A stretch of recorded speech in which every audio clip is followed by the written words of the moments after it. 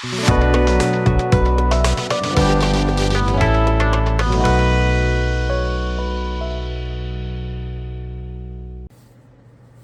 out there, welcome back to the bench. Today's a quick video. I just wanted to explain why I prefer gravity feed airbrushes over siphon feed, and so much so that I think I have a dozen of gravity feeds, and I had to dig deep. I forgot I even had this Posh airbrush, which is a siphon, and this Badger 360, which is both a gravity and a siphon. You put the cup under there. It's a dual purpose, but I haven't really used it, and I haven't really used the Posh either. I'm a gravity feed guy. It's going to come down to, so you guys understand, what is the main reason for me? It's cleanup.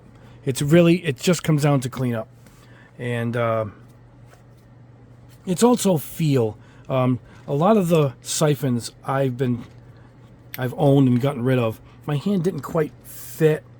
This one's hard to really show because it should be a little smaller than that, but still my knuckle would always hit the cup, and I have to get used to a whole different way of holding, you know. And the same with this Posh, even though it's a little bit different, it's a whole different feel. It's hard to explain, but with the gravity, you know, my hands feel anywhere I can put it. It's open on the bottom. Now some people, I've had some airbrushes where my finger did hit the cup. It was a Harder and Steinbeck, an expensive brush too, a $300. I had to send it back. My hand didn't fit right, you know. But that's the main reason is to clean up. Also, it's the feel. And another thing is when you're airbrushing. Let me see if we can show this. We'll use this one. All right, when you're airbrushing, and then I put it down to move a piece, put it aside. There's no way. I'd have to set up a way of getting them to hook up. I guess some guys have a hook, and because I only use gravity feeds, I'm guessing I never had that. But it doesn't fit in many of these holders that I have at all. This one isn't too bad. It clings in there. This one doesn't fit in there at all. This doesn't fit in any of them. This has to have a sideways hook. Hold on, I think I got another hanger here, guys. Let's see what I got. This is the one I use all the time because it's a magnet. It's got a big magnet in the bottom, and my paste spray booth is all steel, and it just clings right to the bottom. And then I put all my airbrushes in there like that. And these little ones here are just for display for the camera. Hold on, guys. Let me reach over. I got this thing at Harbor Freight. Let's see if it holds here. Yeah, it's not too... Oh, no, it's not going to fit because the front doesn't grip. How about up here? Let's see. It's not too bad, I guess, but the hose being here, I don't think it's going to reach with the hose. Let's try it. And then my hose has a moisture trap on it. Oh, yeah, and then to get it out, it's going to be a pain too. Yeah, it's not going to work. It's too close. Oh, matter of fact, it barely fits with the moisture. Now how am I holding this? Yeah, that's not going to work for me at all. That's not going to work there either. All right, so let's get this out now. Just to show you, this brush will fit in anything with the hose. Hold on. All right, it'll go in here. The hose is being pulled because it's off this way. It'll fit in here, you know. So that's another thing. But I'm sure you guys out there have a proper hook to hold on to it. I'm almost positive you guys do. I mean, somebody I know uses only siphon feeds, only, and I can't picture that at all. But I'm showing you why it bothers me so much, you know. But it has to have its own type of holder, which I don't have. But that's because I don't really have a siphon feed. But the main thing for me is cleanup. Now the other reasons that are good is you can use very little paint in a gravity feed. You just put a little bit at the bottom, the smallest amount, couple of drops, and I can get a piece painted quick that I need a piece painted quick. If I need a lot done, people say, well, you could fill this up. You know what? I can keep the jar, the cup, full of paint. I have paint here. And I could just keep pouring it in and go. So that's not a big deal to me. It's cleanup that really drives me nuts. Also, air pressure. You don't need a lot of air pressure, particularly with these badges, only 15 psi. But you don't need a lot because gravity is taking part of the job away. You know, it's taking a part of the load away from the work process. Whereas on a siphon feed, you got to the air pressure's got to be a bit higher, a bit more steady, because you got to force the air up in the paint all the way up here. It's a good 3 inches up and through. So you got to get the exact consistency ready to go. And that's another thing is air pressure. It's a different thing. You need a lot more with these. But the better brush you get, if you get a real good, an Iwata, you know, a top line, a Grex siphon feed, you're probably fine. But again, to me, it comes down to cleaning. And what happens is this gets all dirty. Now, you'd have to have a lot of cups. Now, this tube gets dirty. This ring gets dirty. And some guys say, well, they'll just keep the paint in here. But I have tons of paint. Tons of these jars of paint. I don't need to pre-thin it. I just thin it up quick. I'm ready to go. You know, it's me. Maybe if you keep one of these for primers, I guess. And then I bought a bunch of these for this Posh, of which I've never used. You know, it goes right in there. There you go. This is a single action. But if you want to keep the paint in here, I bought these little caps. So it's another step you got to take. But see, that caps it. But you still have a hole that you're going to put a piece of tape over, you know. And that's if you're not going to clean the jar out. If you're only going to have a couple jars that come with the airbrush, you got to clean it out. And man, I tell you, it's an extra half hour for me to clean these out. Now you guys are laughing and say, "Nah, I clean mine out in 2 seconds." You know, when I'm at the booth and I go to clean out, you pop this out, the paint now starts pouring out and dripping out. So you got to kind of hold it upside down, and then I got to bring this over to the bench and put the thinner in. Now I'm going to show you what I mean for cleaning the two of them and the amount of paint. So let's go ahead and show that. All right, guys, here we are. Put a little paper towel down because we're just going to blast a little tiny bit. Now this is Mr. Color 14 navy blue, dark color. I'm going to show a dark color so I can show you what's going on as far as that little siphon tube goes. Now I only mixed a little bit because that's all we need. I'm going to put like a little drop in here. What was that? I wish you guys can see it. It's a tiny, it's like a couple of drops. Now with that, I can actually now spray. Yeah.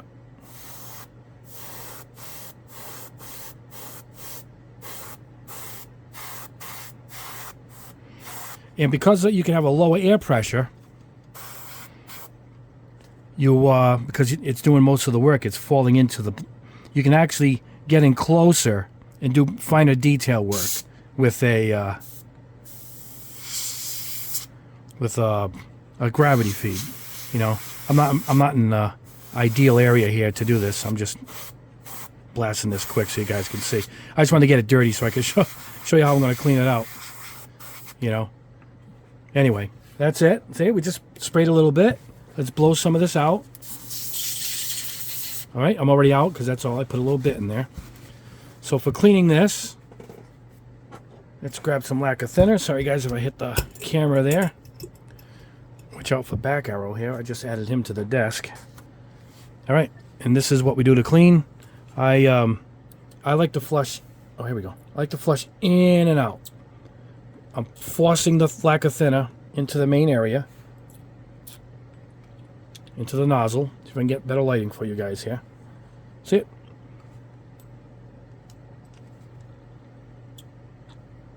So I'm doing the flushing motion. All right, let me get this in my waste jar over here. All right, so let's blow this out.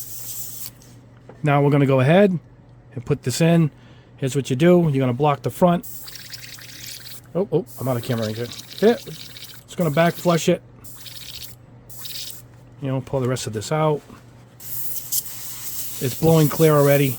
It's clean. We're ready to go.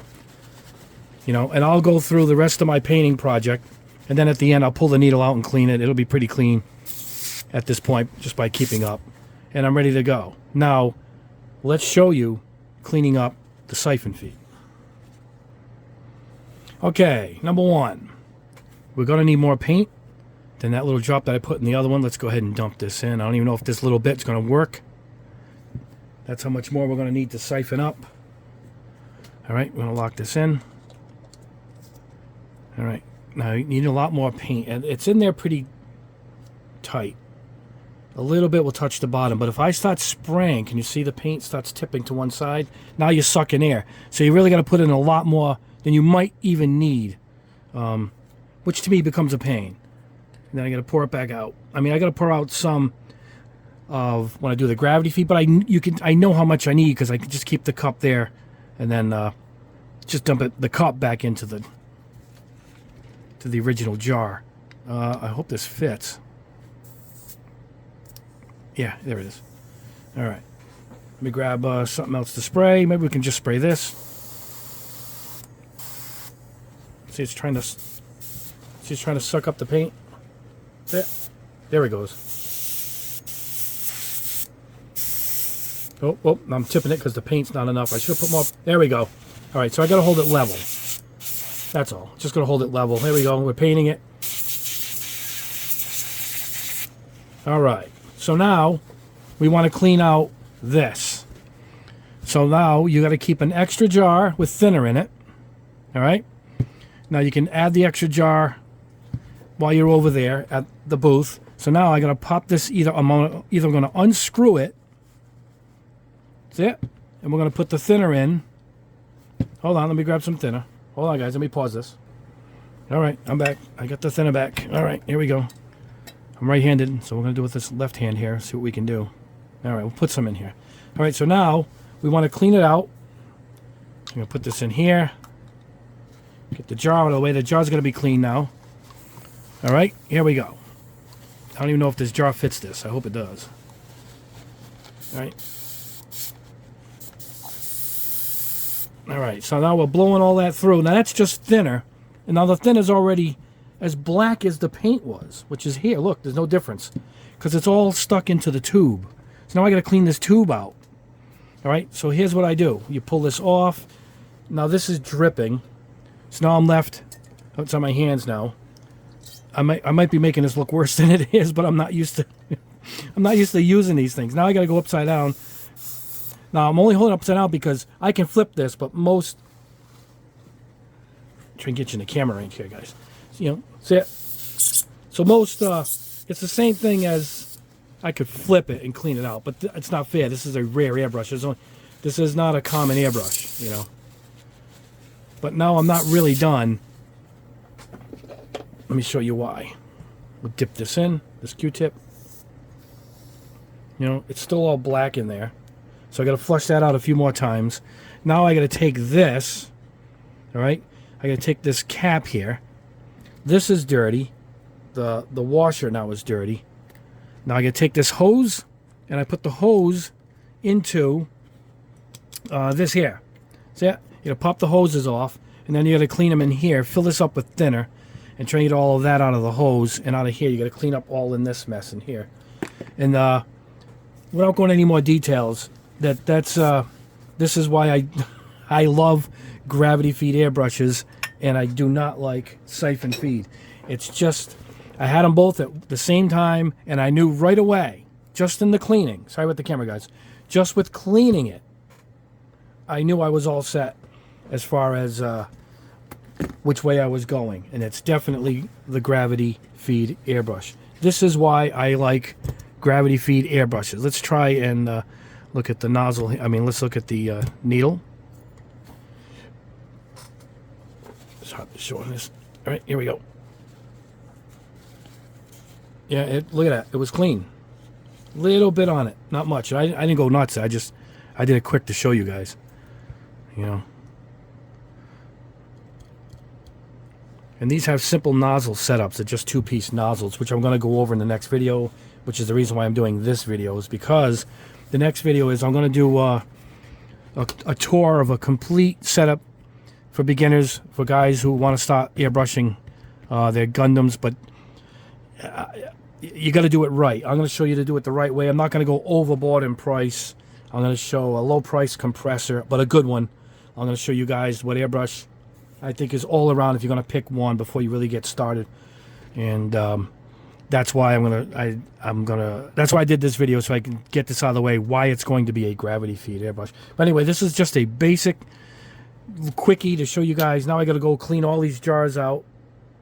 I got to swish around the thinner in that, you know, and that's it. That's why I only like gravity feed airbrushes.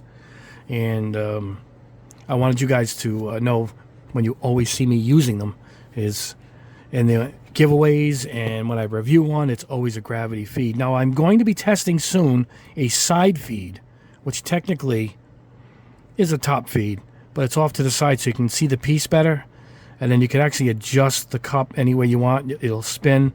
I think I'm looking for one that you can go left-handed or right-handed, and then they have an attachment that might come off to a big jar off to the side and pulls it in that way. That's a universal, different type of airbrush as far as Siphon goes, but I'm going to test a side feed very soon, hopefully really soon. And yeah, but that's it, guys. This is why I like gravity feed airbrushes. You just saw a quick tutorial, and my hands are usually not this dirty. Now I gotta go wash up with some lacquer thinner here and get this off my hands. But yeah, that is it, guys. That was just a quickie. Why I personally only recommend gravity feed airbrushes. I have a friend who only uses Siphon feeds, and I can't see it. I personally can't see it. But that is just my opinion. It's just my opinion. And it really, for me, comes down to cleaning. And if you want to do details, I believe a gravity is better because you can really dial this down. This works on 12 PSI. I can get it really close.